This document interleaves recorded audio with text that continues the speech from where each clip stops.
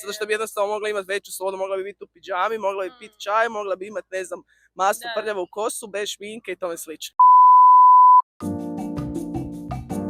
Bok ekipa, moje ime je Petra i dobrodošli u novu ediciju Teta u gradu gdje rušimo stigmu, menstruacije i menopauze. Barem 50%. Više od 50%. Čovječe, ne, ovo je zakon. Mislim, nije zakon za žene koje ne mogu raditi što imaju menstruaciju, ali zakon je što sam pogodila.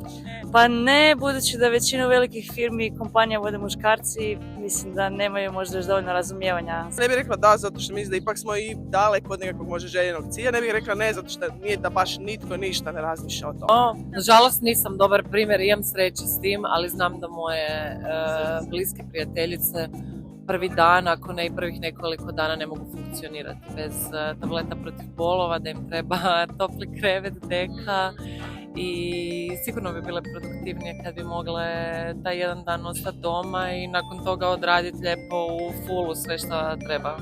Barem jedan dan u tom periodu bi definitivno dobro došli svakoj ženi. Ovisi kakav je posao, da moram sjediti u uredu, pa ono sjedim i sve me stiče, da mislim da bi bila produktivnija doma jer bi mogla ipak se i prošetati, ne znam, ako trebam telefonirati, biti u šetnji pa to odraditi, tako da evo uz dugo objašnjenje moj odgovor je da.